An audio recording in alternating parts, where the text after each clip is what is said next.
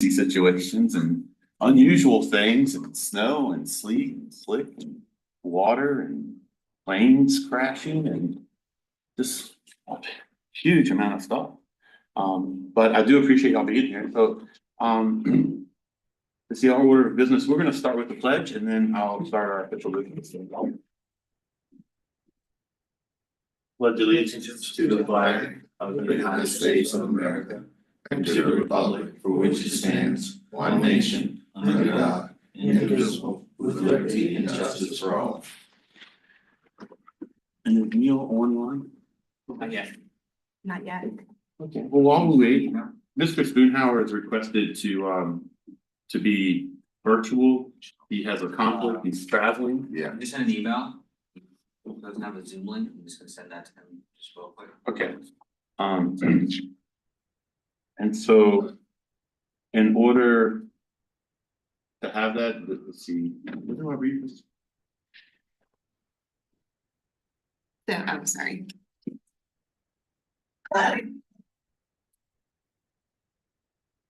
So he is not here because of a personal matter, specifically a scheduling conflict, and he's not there. Okay. So yeah, Neil Stornhauer is not able to be here for a personal matter, specifically a scheduling conflict that prevents attendance in person. And I will now entertain a motion to confirm that the decision to approve the member's request was in conformance with the PlanRVA policy for remote participation of participants. And the voice of the remotely participant members can be heard by all persons at the primary meeting location.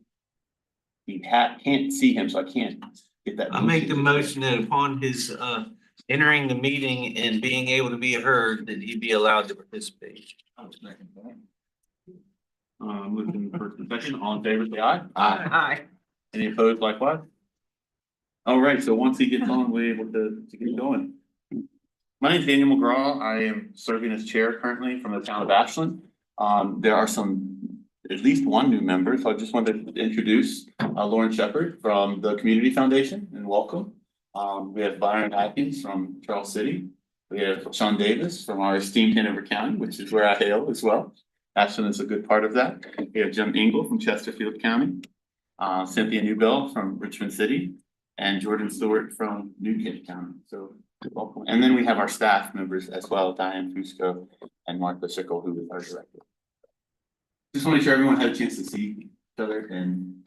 Thank you. And just to clarify, I'm actually on staff with PlanRVA now. So I Okay. left the Community Foundation after 8 Oh. years and I am now on staff here. Just wanted to clarify. All right, Thank you. I No, spoke way too quick. that's okay. No, thank you for the introduction.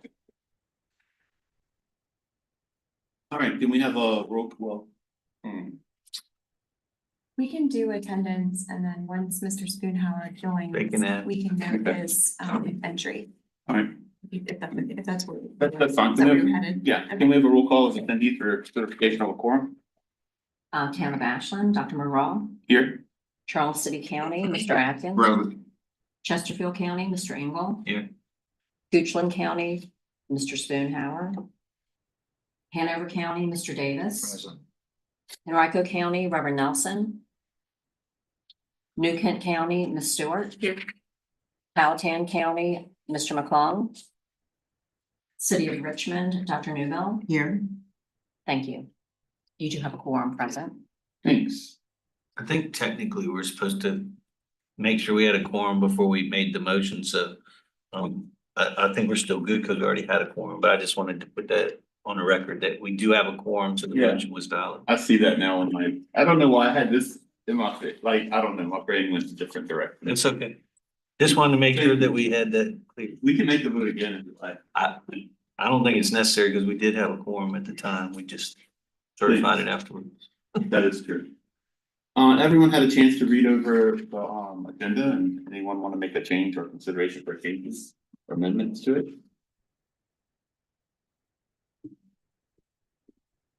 You know, move on, public comment period is the time for anyone from the public to speak. I don't see anyone online. I don't see anyone in person. We'll close public comment time.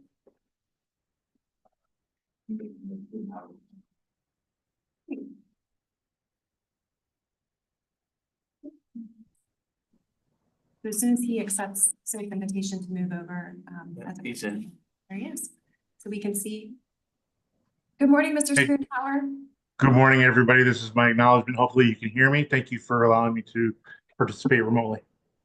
You sound great. Yes, we can hear you fine. Thank you. You bet. Thank you. And now we can adjust the role that Mr. Yes. Schoonhower's here. Mr. Spoonhour, the executive committee members have a quorum here in the room and they've already certified your virtual attendance. Yes, ma'am. I was able to log into the YouTube. So great technology. Great stuff.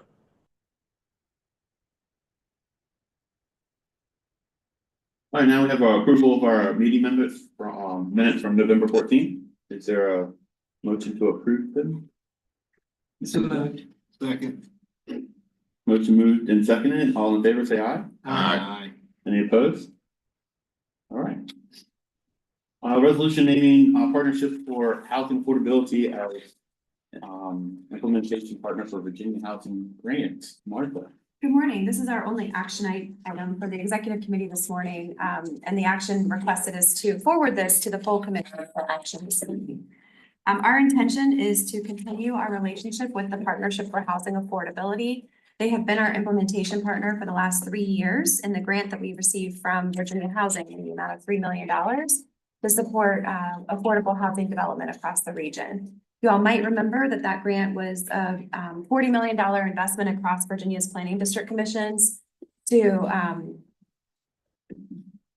deliver 10 units per million awarded in each of the planning district commissions. We are pleased. I think if any of you were at the PHA State of Housing event last month, Javon Burton, their executive director, announced that we actually exceeded our goal by about 220 units. And so in that 3-year period, we were able to work with PHA to channel that $3 million to support capacity building and also nonprofit affordable housing development across the region.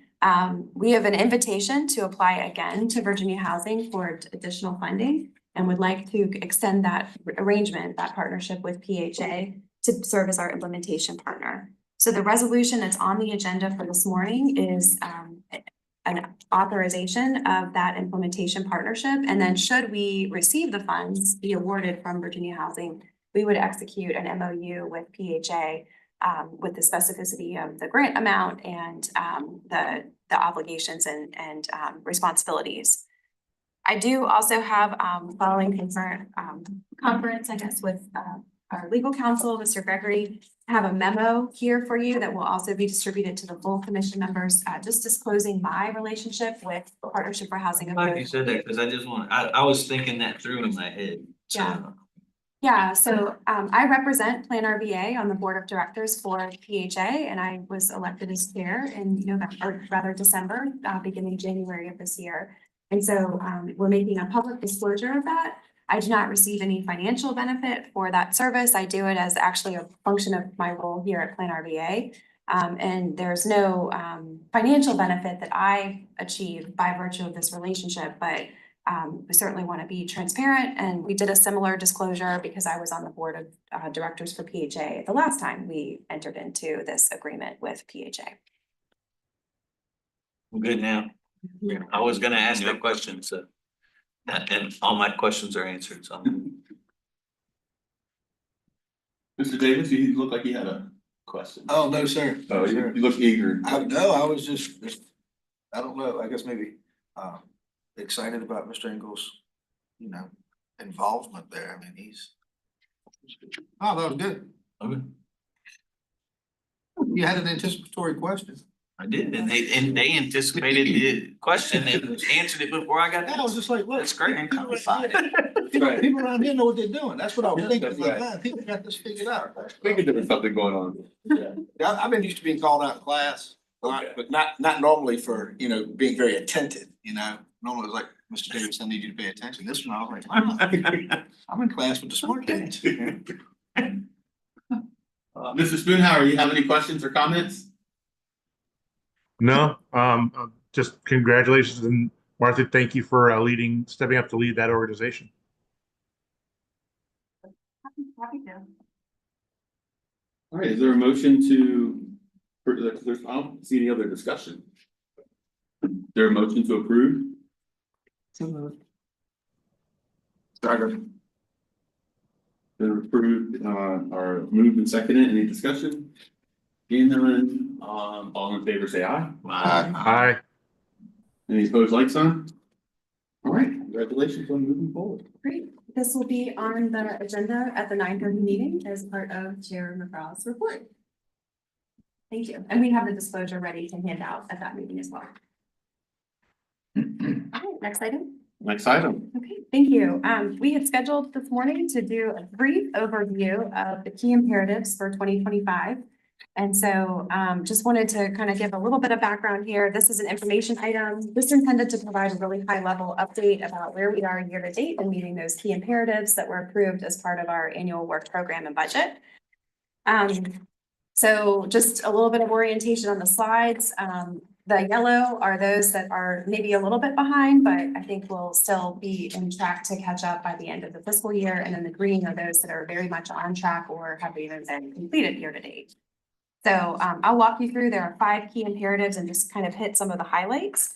I also wanted to focus a little bit more this morning because our local planning assistance has been such a priority over the last 2 years. I wanted to hit some highlights about what we're doing with each of our member jurisdictions and where we still have some opportunities to catch up. So without further ado, I'll go through the slides. Okay, great. So 5 key imperatives, the first being coalescing our regional strategic plan. As you all know, I feel like we talk about this at every single board meeting. We've been working to really bring our core functional plans, the long-range transportation plan, the hazard mitigation plan, the climate pollution reduction plan, the comprehensive economic development strategy, all under one umbrella to fulfill the composite of those plans to fulfill our obligation to the General Assembly as PDCs are required to prepare a regional strategic plan in consultation with stakeholders and member jurisdictions.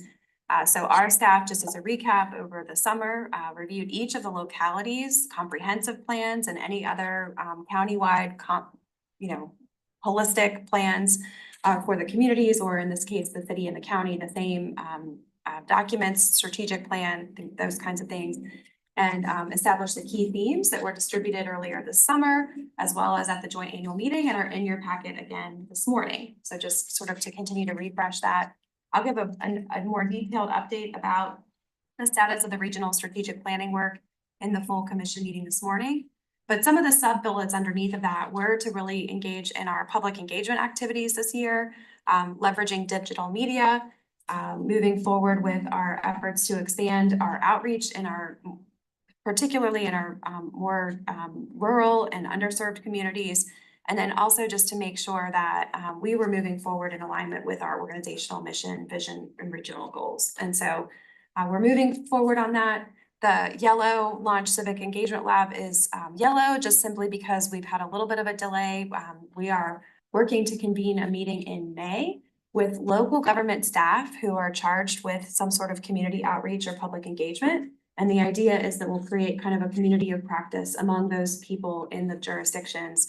We had hoped to kick that off in January, but just candidly, there's a lot going on with those folks right now. And so we thought that it would be wiser to wait a few months and kick that off later in the fiscal year. So we're still going to host that first meeting in May. It's just a little bit later than I had originally planned. Any questions on that first imperative?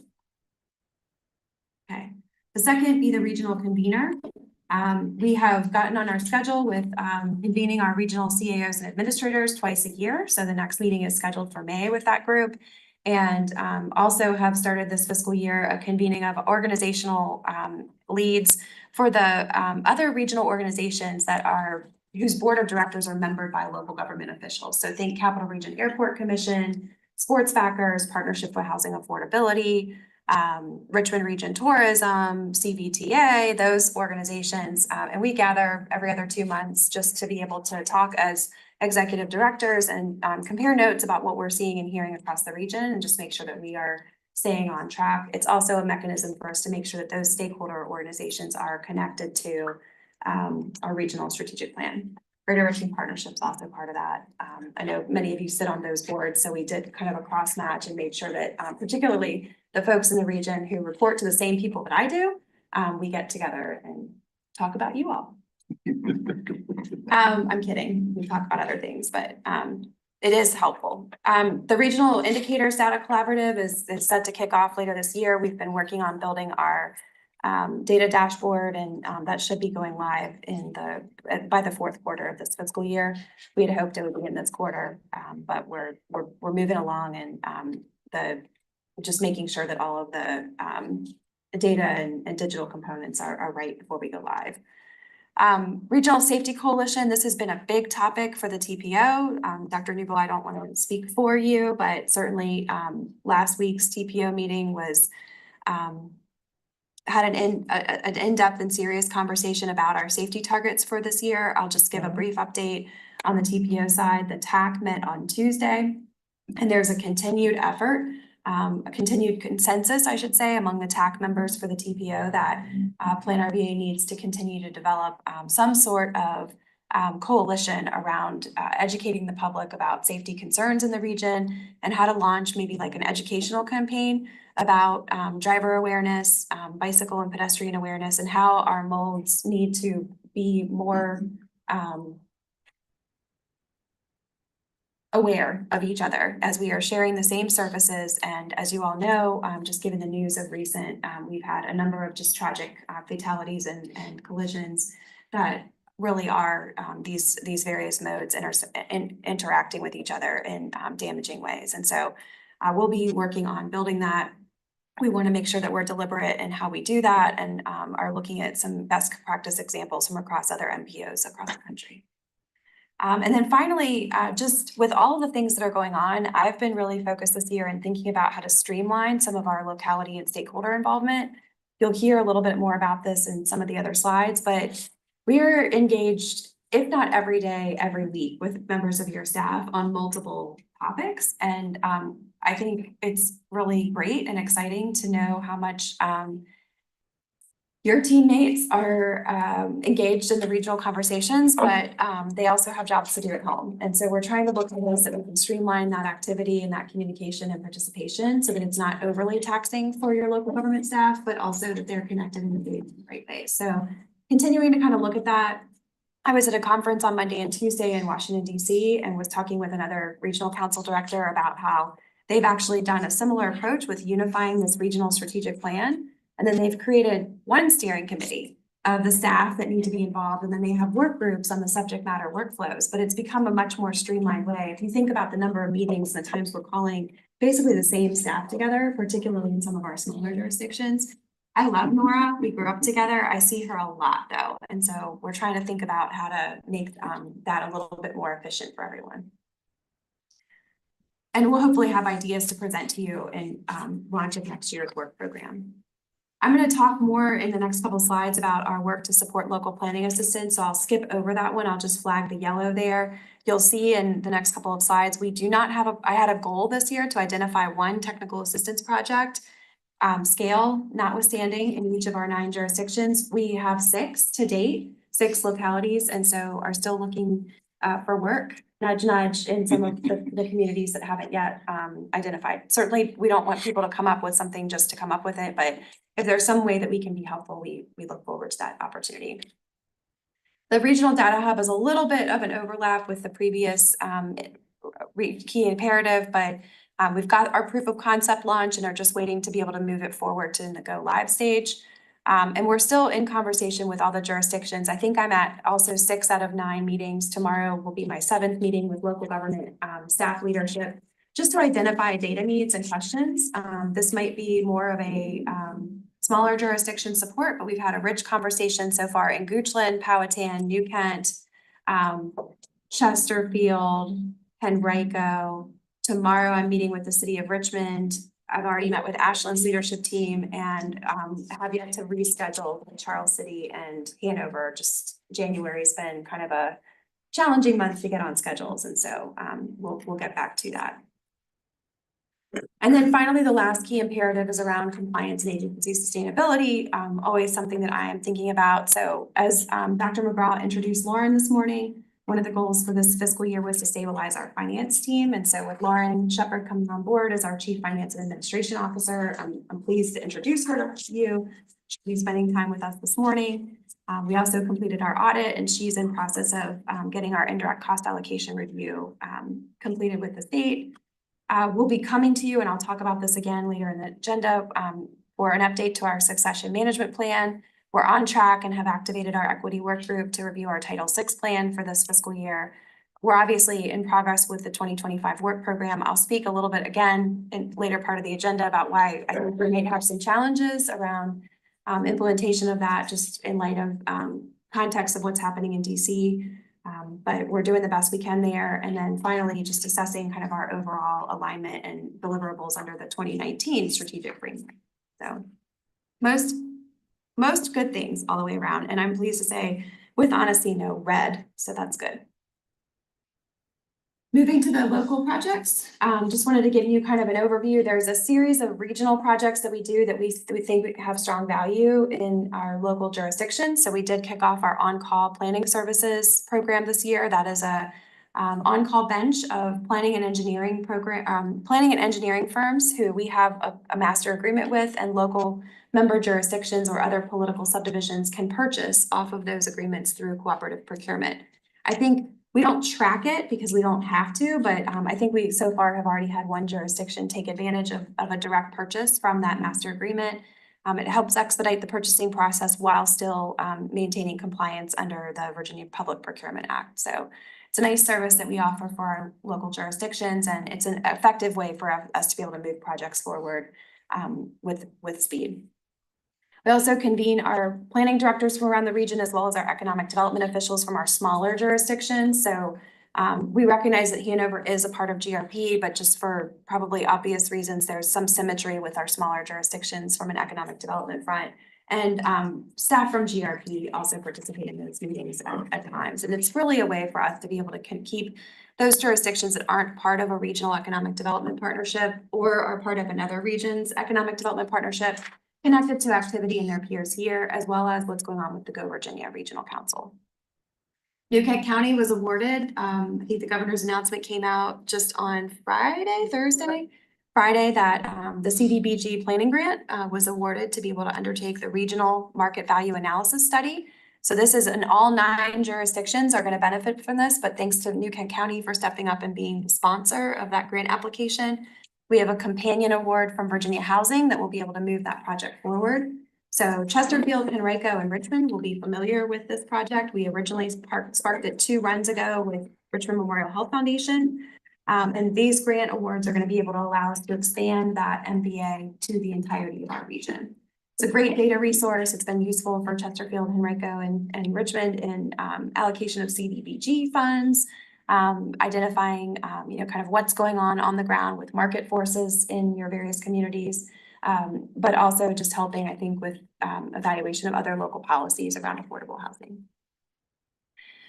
You all are familiar with the rural transit study. We wrapped up public engagement last fall in that, and that is a project that was sparked out of CVTA, passed over to the TPO, and is really initiating what the transit needs and opportunities are in our currently unserved parts of the region. And so looking at opportunities to be able to expand where appropriate or necessary on the micro transit zones that are already launched by GRTC, but also looking at other partnerships to be able to evaluate the role that Bay Transit can play on the east side of our region, and then also some of the providers that are on the west side of our region coming out of Charlottesville. So that project continues, and the technical report will come back to the PPO later this fiscal year.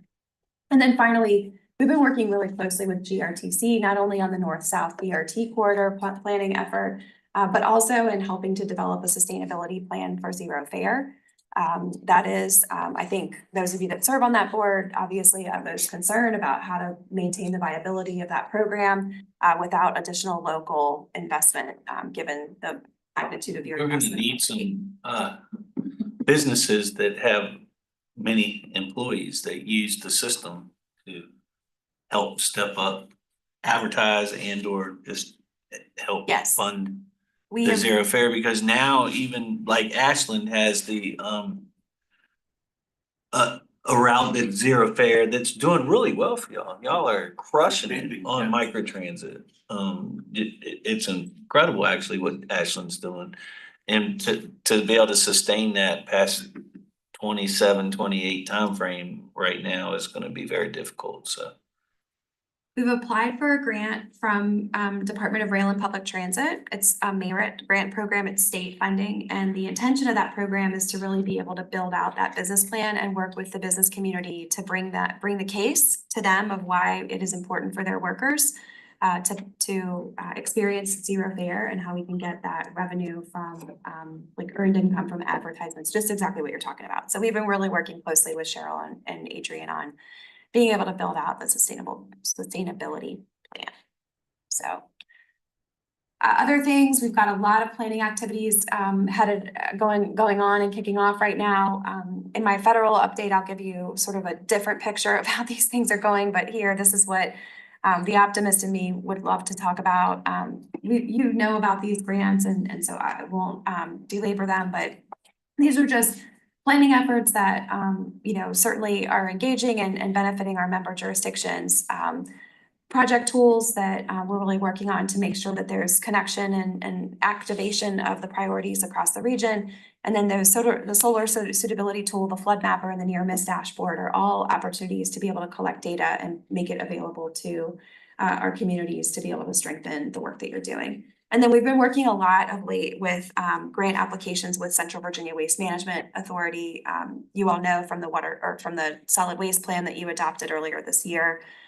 We're timing out on landfill supply in the region, and so really figuring out what opportunities there are to think a little bit differently about waste to energy or other technology solutions to be able to manage our solid waste in the region.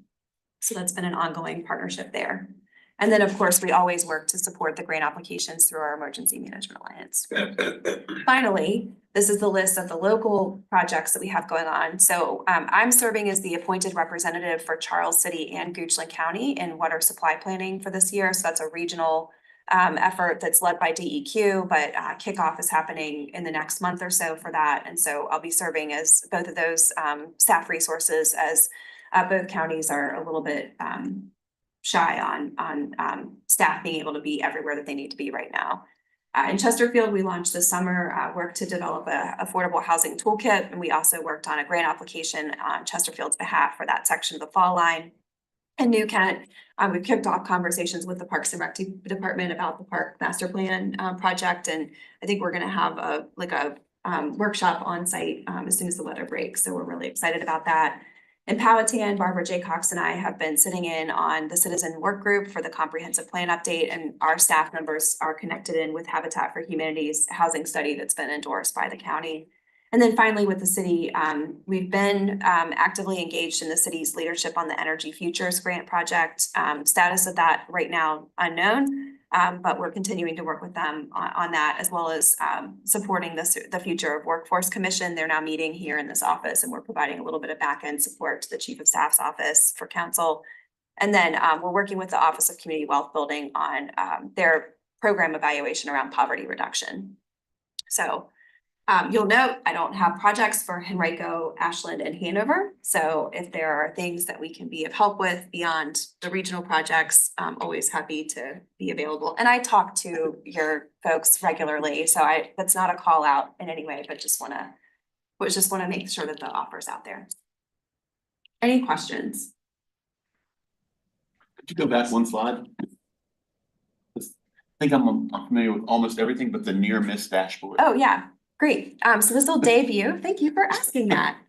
This will debut on March 14th at our regional symposium. This is a really cool online tool that Elizabeth on our staff has created where so we have a lot of data from a traffic safety perspective about incidents that happen. Mm-hmm. It's harder, as you can imagine, to track data about incidents that didn't happen but almost did.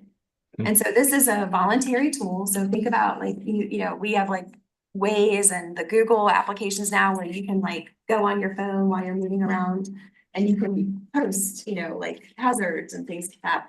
This is a similar kind of platform that Your passenger can. Exactly, and not as a driver, correct, yes. So this is geared toward you know, instances where there might have been that kind of incongruent behavior on the roadway and there was no incident, but there was still a pain point or a danger opportunity. And so this is a way for us to sort of frankly get ahead of a bad thing happening. And it's voluntary data, it's anecdotal data, we realize that, but we think it'll be a great tool to be able to provide to our localities to think a little bit more ahead of the curve and strategically about places and spaces where there might be conflict points that haven't yet resulted in the degree of tragedy that, you know, requires attention. So that's what that's about. Thank you. Neil, you have your hand up? I do. Thank you, Mr. Chair. Just a clarification question and then a follow-up question. On your dash, first off, this is great. I love this check-in, and as a board, I think it's our responsibility to make sure that we're here to help. So my question is, in my experience in the project management world, green was, you know, maybe not started yet, but on time and within scope and budget. Yellow was there's a risk of missing one of those three constraints, and red is you know you're not going to miss it and you need help. So the yellow that you're saying, is that just, hey, it hasn't started yet, or there's a risk that we may not meet those targets this year like we had intended? Sure, good question. I used yellow to cover a couple of different meetings, so we're behind, but I think we will catch up for launching the Civic Engagement Innovation Lab activities. We're behind, but we'll catch up on the regional indicators dashboard. We're behind, but are catching up on regional safety. And we are, at this stage, I want to be optimistic to say we'll catch up on the framework, but in all reality, I'm probably going to need into next fiscal year to really have a game plan about how to negotiate my vision for how we can do that streamlining. So that one Okay. is probably yellow moving to red. Okay. The initiate one local project for each jurisdiction. It's again, probably a yellow moving to red, just simply because I don't want to force localities to have a request just to fulfill a goal of mine. And so I still feel like 6 out of 9 is a pretty good performance measure, but we want to make sure that invitation remains open through the end of the fiscal year. Well, all you have to do is add for jurisdictions asking for assistance and it'll go to green. True, yeah. Yeah, that's true. My follow-up question is, and I didn't see it when we were going through this just recent summary, but you'd mentioned the technical projects that were yellow. Were they projects that were associated with the increase in member dues that we passed earlier this year? That increase doesn't go into effect until next fiscal year. But is that the work that's supposed to facilitate? The data work, you mean? Yes. Yes, yeah. The intention is that we can get a handle on scoping that this fiscal year so that when those dollars are activated in fiscal 26, we're ready to hit the ground running. Excellent. Okay, so then my last comment, Mr. Chair, if you don't mind, is, you know, Martha, I hope, you know, one of the main functions of a board is to help remove any barriers or roadblocks where we can. So I hope with these things that are yellow, potentially trending red, that if there are things other than just moving the date, that the board can assist with in removing any barriers, that you would turn to us to see if there's any support that we can lend. I have some ideas if I think Yeah, he's we can do inviting that you to now share or your ideas, yeah. Whatever you see, however you see. Okay, well, top of mind for me right now is Dr. McGraw and I have talked over the last couple of weeks, just as more information emerges from the federal government with regard to the shifting priorities. And so I have notes for a briefing just to kind of let you know, but I think the summary of that briefing is really for this executive committee and probably ultimately members of the full board to direct me on how to proceed with some of these things. I do think that this organization is going to have some decisions to make as it relates to just ongoing information. So I'll dive into that and then maybe we can figure out what those action steps would be. But I think that it's going to come down to prioritization. I'm hopeful in talking with Dr. McGraw and preparing for this morning that we can hear from you all about what concerns, if any, you have at the local level and what rises to the regional table. But also it's helpful for me to understand what pivots we need to make to be able to adjust going forward based on what's happening in our local communities.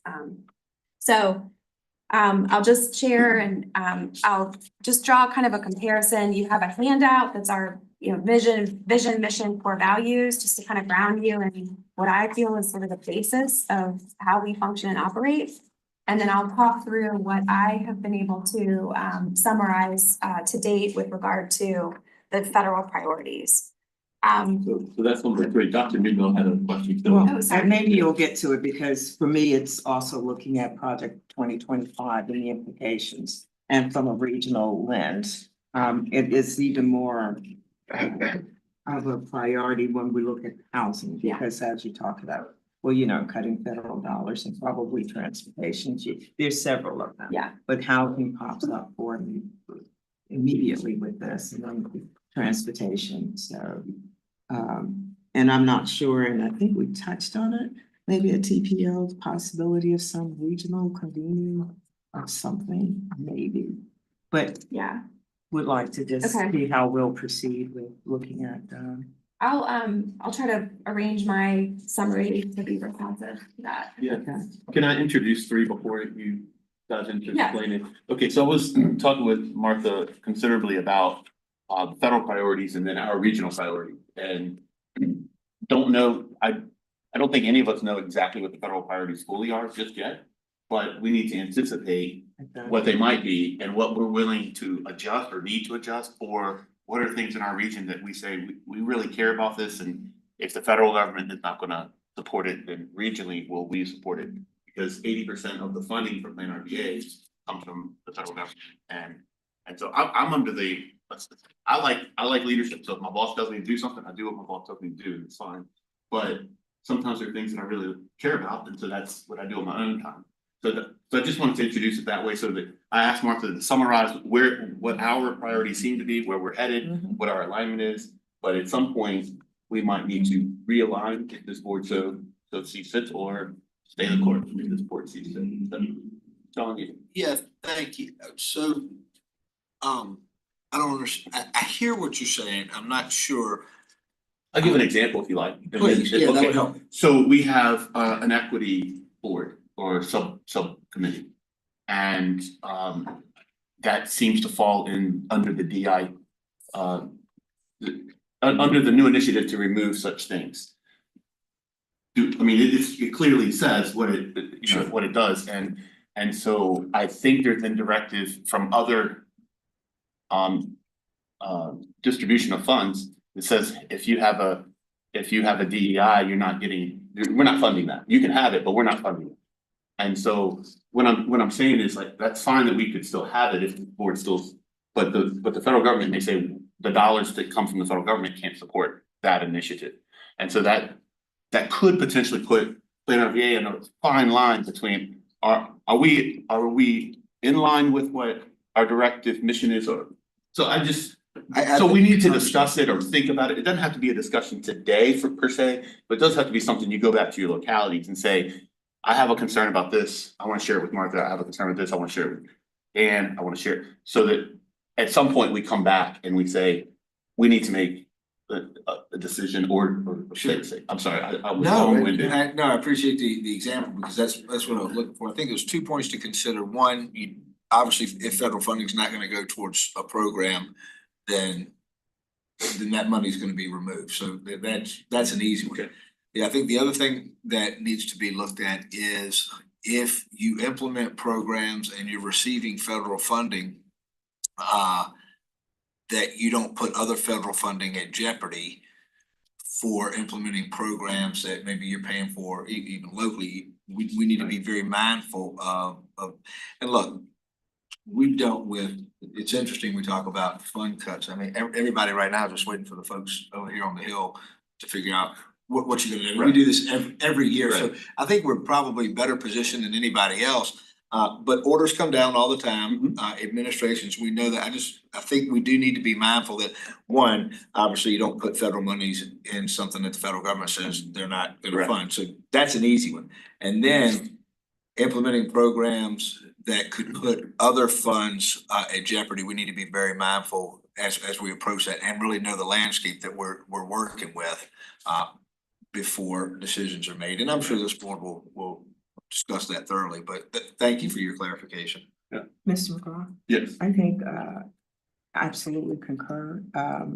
But I think that given that we're 80% federally funded, we need to be looking at diversification of funding for PlanRVA. Just reading the tea leaves, this is not, I mean, based on what we've seen thus far, to go in and anticipate that and begin to develop a plan for diversification of funding. I have a question. Yeah. Do we have money?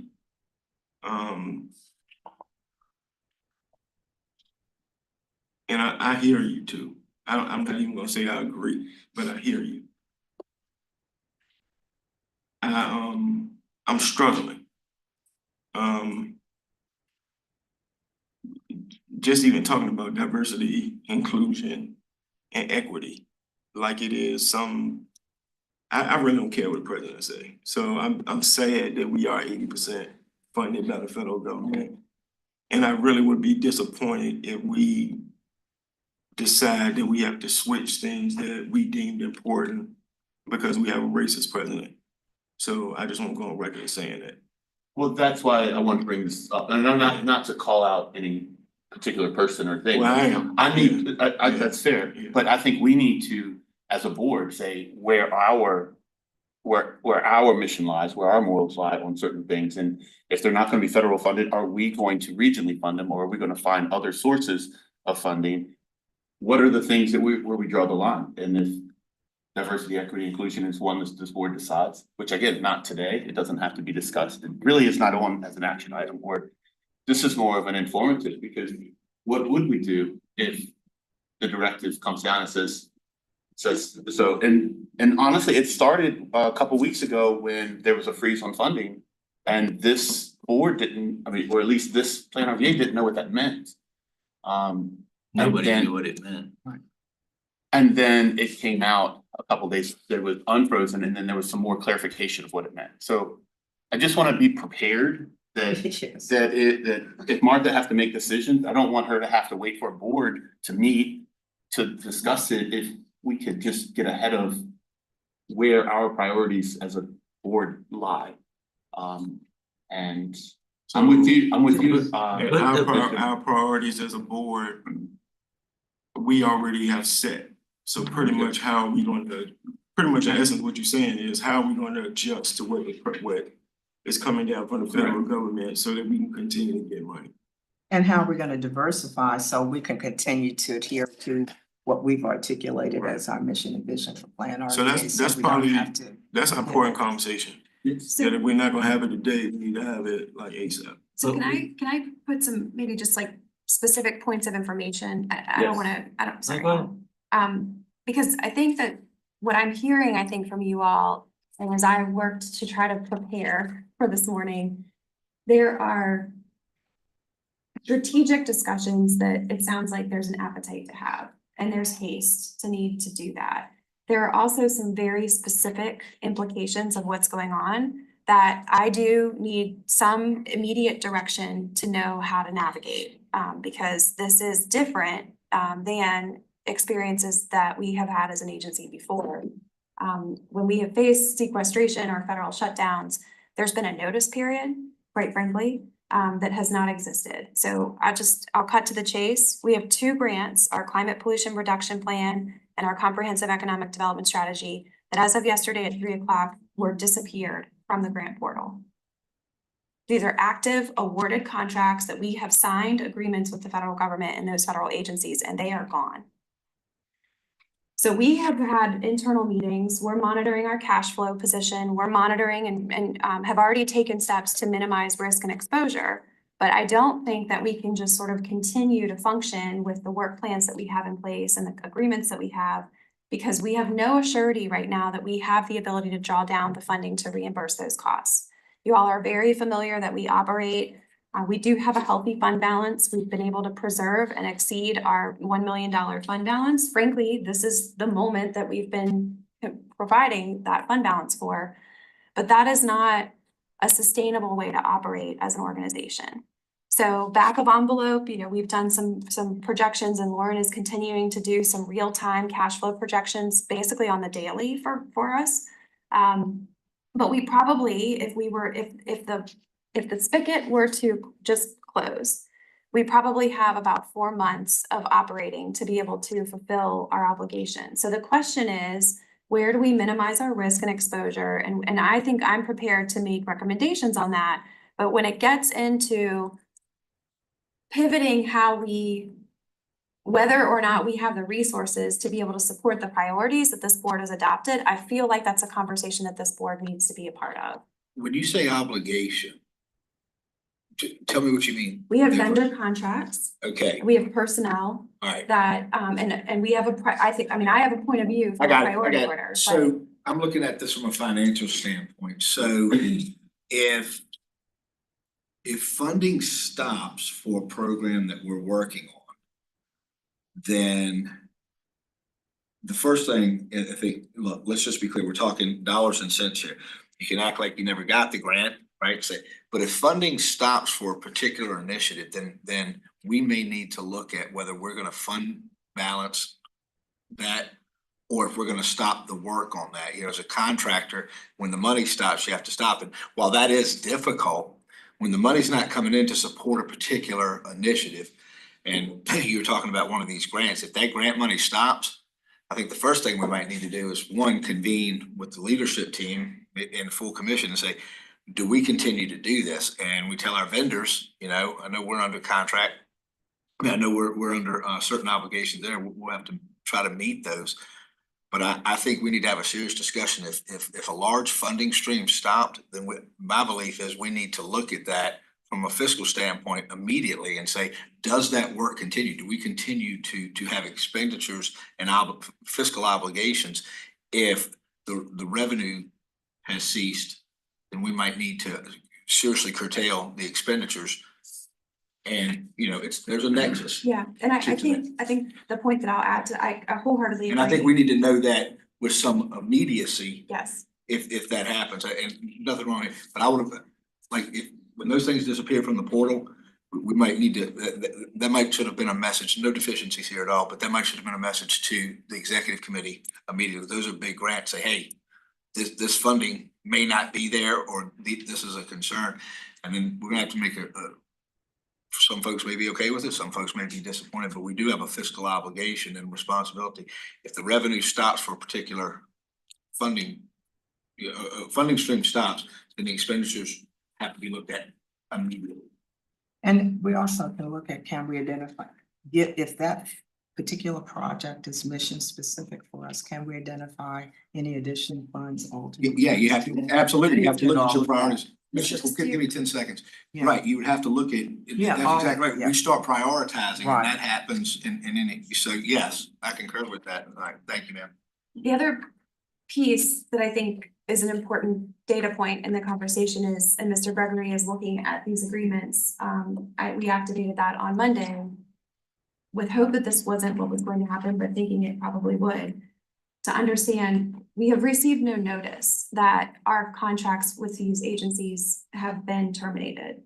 And so we have. The revenue agreements, meaning the grants or The grants agreements. Yeah, And so we have an obligation to fulfill the deliverables, but we have a portal that we can't access anymore. And so I think that it is a question of our obligation. I mean, we have committed to providing certain deliverables. And so from a legal perspective, I defer to counsel about, and I'm not disputing your Do we have directive. I think clauses that in you are the, correct. contracts that Exactly. allow us, if the revenue stream stops, to stop paying? I mean, we have to look at everything we have to meet all the obligations that we had, and unfortunately, that's what the $1 million+ that we have is there for. But we also have to make sure that, we can wanna do a lot of things, but we gotta understand the ramifications of it. And the problem is, nobody knows what the ramifications of anything is right now. But if you continue a part of your mission, that's gonna take away 80% of your funding. Even if you fund it another way, that's gonna be really hard to make up. No matter what we wanna do, no matter what we wanna say, it's gonna be almost impossible to make up 80%. So to Dr. Newell's point, having a more diversified income stream, if there is in fact a way to have a more diversified income stream is absolutely imperative, but if we continue, I don't know what it means, but if we continue a part of our mission and that part of our mission jeopardizes the rest of the funding that would then basically shut us down, we're gonna have, I mean, that's gonna be a really bad conversation because it doesn't matter what we wanna do, what we think we should do, what we think is morally right. If we can't fund it, we can't operate it. Well, I think Dr. Newbell's point was we need to talk about how, if we can fund it. Yeah. So I don't disagree, I just wanna make if sure the that we mission can. and the vision is important, then we should be able to find ways to look at other funding mechanisms. Now, when you say the portal is closed, that means you can't see where we are. It doesn't mean that we're not getting the money. But we don't know if we're getting the money yet. Request in for money either, right? Yeah, it's an online system that we log into. There's literally a drop down with these two grants as options. That drop down is disabled. I'll put it that way. There's a screen and we go to it. And the options to click on that used to be there 48 hours ago aren't there anymore. So is there anybody, have we tried to make contact Yes. and there is no contact back? We have, correct, we have communicated with the EPA representative for the climate grant, requesting that information with Sure. regard to, and we have a meeting today with US EDA rep that's scheduled for 3:30 this afternoon, and so I have more confidence that we will learn from that. I've also been talking with other grantees who receive these various programs to know whether, because there's a lot in the news media about what is technological, like a malfunction, versus what is actually an active thing. To be candid, we're the only grantee that has had this experience with the EDA grant. And so I still am not sure if it is a glitch, which has happened over the last couple of weeks, or if it is an act of terminating our grant. And so we're trying to find that information out. But I think to Mr. Davis's point, and I hear you, I can be more timely with the notification, but it felt important to alert you because we had the OMB funding pause, we had the court order, we had the rescission. But our grants are still in jeopardy, and so I don't think we can continue to move forward as though everything's fine when it's clearly not. All right, so I got one Can more I get question. Mr. Spoonhour? He's had his hand up for a while before we, is that okay? Sure. Okay. Yeah, Mr. I got Spoonhour? another question. Yeah, thank you, Mr. Chair. I'm good. I think what I think Mrs. Schick, through her conversation, when we apply for grants, and there are AKs, potential strings attached, we always staff includes, if the grant were to cease, what would happen? So for example, we get a grant to hire a position, we're very clear that if that grant goes away, that position goes away with it, and the person we hire is aware of that. I'm assuming based on the tenor of the conversation that we may not have those sorts of contingencies in place. Reverend Nelson? So, and this may be for Eric, but either one of you two. Okay, so Martha, you may have already answered it. So you said you haven't, EPA, no one else that you know of has gone through this. The EPA grants for other grantees have also the same experience. So, and that's because I was in DC on Monday and Tuesday, I got to be with a lot of executive directors. And so that particular grant was awarded to metro areas across the country. And so Hampton Roads is experiencing the same thing with that grant. Raleigh-Durham is experiencing the same thing with that grant. The Economic Development Administration is totally, I reached out to Joe McKinney yesterday. I mean, he's shocked. He has no idea what's going on and is actually putting a call into. Then I have the same question that Reverend Nelson has. I thought I heard you say maybe this was isolated to us. The EDA grant may be a technology glitch. Okay, so that's the differentiation. Yeah. So the climate change one, others are experiencing the economic piece may be a technological Don't know. piece. So Eric, I guess my question is for you from a legal standpoint.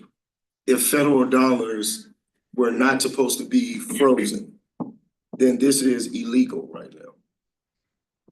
I can't say yes or no on that. I don't know. There's obviously a lot of unknowns right now. We're looking at the grant agreements. But how's it unknown when they were frozen and then a judge came out and said you can't freeze it? What is there to figure out? My understanding from the conference I attended, it's not a legal opinion, but the Municipal Lawyers Association executive director spoke to our group, and she said that the Rhode Island case was specific to the plaintiffs in that case. It was not universal. Yeah, there's a lot of cases going on right now about a lot of these executive orders.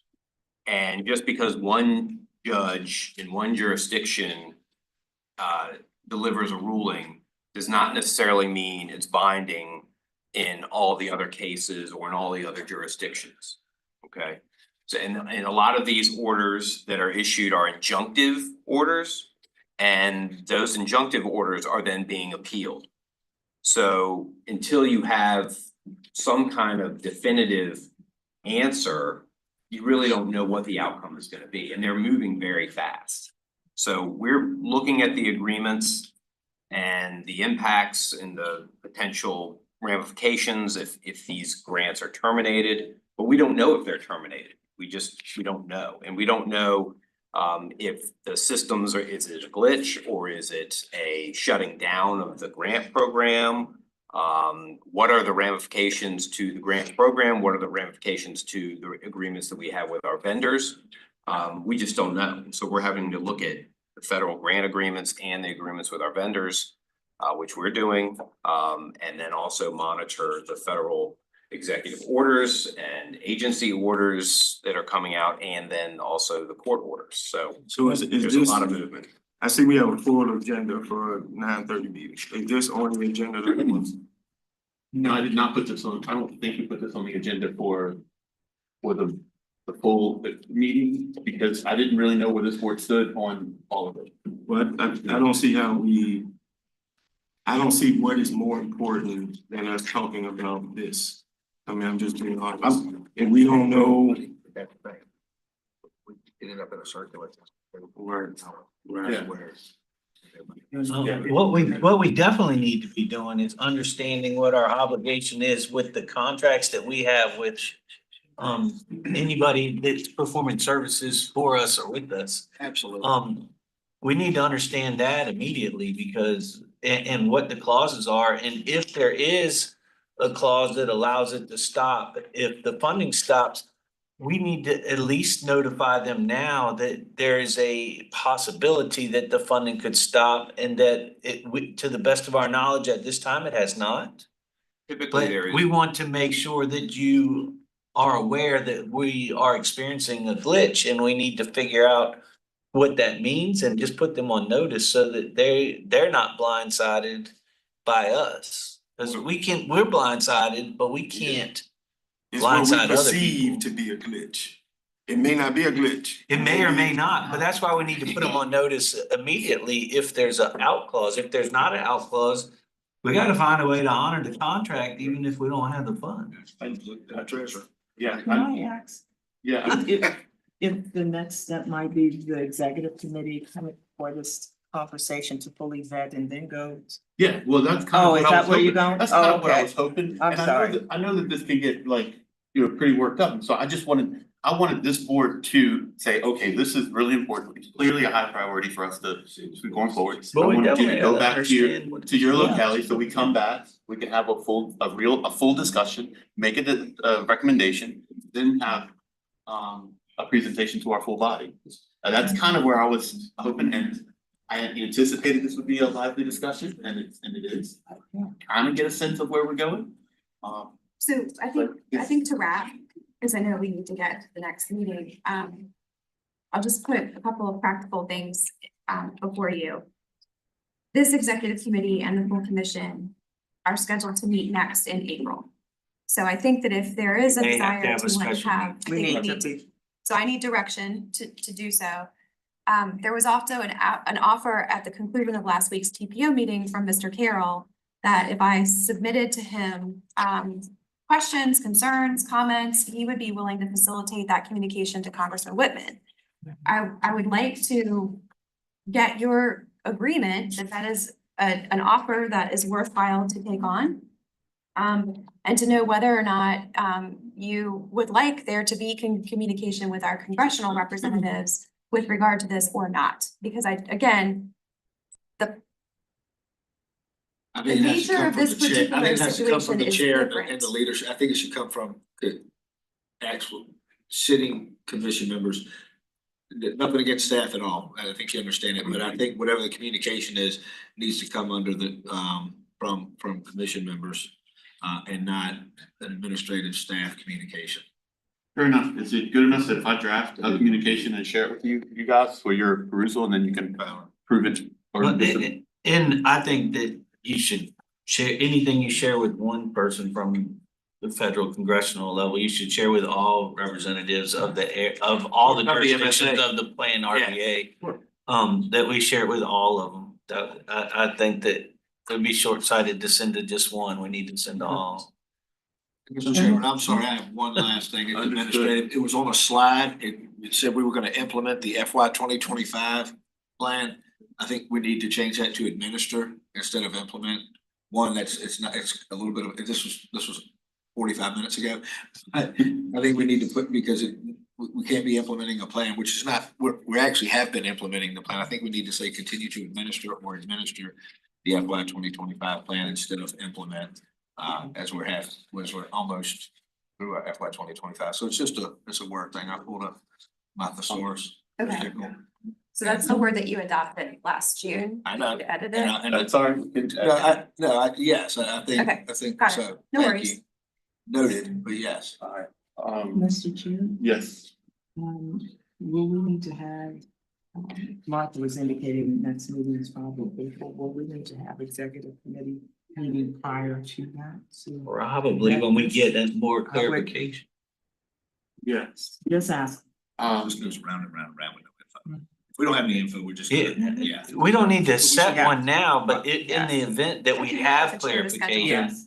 then we need to call a special meeting to Exactly. understand the clarification. Yeah. I think, That's all. I That's think, good. for purposes of today, I will defer to the chair for what and if, but I think it may be wise for this body to consider whether or not you want to ask the full commission to make some action today to authorize the executive committee to make decisions during this time. Or not. This is, I mean, just Do we need that? from a structural say- perspective, the executive committee doesn't have a whole lot of authority. Okay. And so I think I just put it on the table so that we don't get into a situation down the road where you're not actually. So Representing. I hear you, sorry. Yeah. I don't want to. Yeah, no, I mean, I hear that, but Yeah. what I said to Reverend Nelson kind of, in a sidebar was, we could end up with a circular conversation, don't know what the ask is, and a lot of people are gonna have some very strong beliefs around this. And we could have potential substantial fiscal impacts that we would need to navigate. And we have a diverse group that's gonna have diverse views. We go out with the blanket, ask for authorization, and folks are not quite sure, then we end up in a conversation that we're not able to provide information on. I think it could exacerbate some misunderstanding. So I see the need for it. The ask without comprehensive information could pose a problem for us. That's just one person's thought. Well, Mr. we Chair, can't Yes. not. yeah, I just wanted to comment on it also, and I know we're not sure where we are. If you could, we may want to look at anticipatory processes or consequences that may come up in March. Okay. That is not even on the board at this particular time. Dr. Newville, one final word? I've heard, I guess I feel a sense of urgency for our organization and its work and wanting to make sure we can continue based on our priorities and our subsequent decisions and changes. That's gonna require us really doing the due diligence, looking at opportunities for maybe additional and different funding. But we're gonna have to make some decision. Thanks. Should we table the last two things to the next meeting or? Both, they were all information items, so I Okay, can certainly. okay. All right, most of it has to do with what was already presented, so is it okay to move to adjournment? You're the chair, go ahead.